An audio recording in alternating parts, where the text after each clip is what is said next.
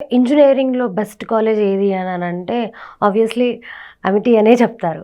Yes. So, Amity ఇంజినీరింగ్‌కి ప్రత్యేకత ఖచ్చితంగా engineering చేయాలంటే అమిటీలో చేస్తే బ్రైట్ ఫ్యూచర్ ఉంటుంది అని నమ్ముతున్న స్టూడెంట్స్, పేరెంట్స్ ఉన్నారు. Yes. Yes.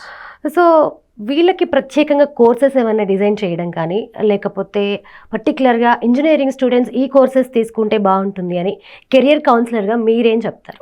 So Amity university course ఏం స్పెషాలిటీ అంటే ప్రజెంట్ హైదరాబాద్లో అయితే బీటెక్ సిఎస్సిలో కంప్యూటర్ సైన్స్ ఇంజనీరింగ్లో స్పెషలైజేషన్స్ ఉన్నాయండి.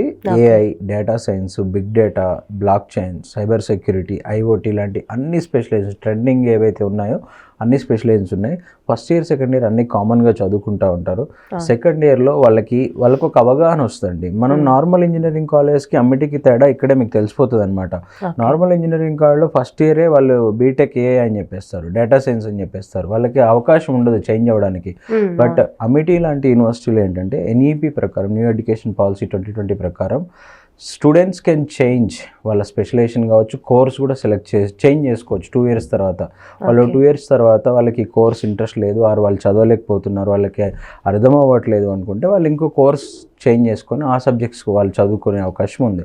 సో ఇక్కడ first year BTech computer science engineering join అయిన స్టూడెంట్స్కి 1 year తర్వాత ఒక అవగాహన వస్తుంది.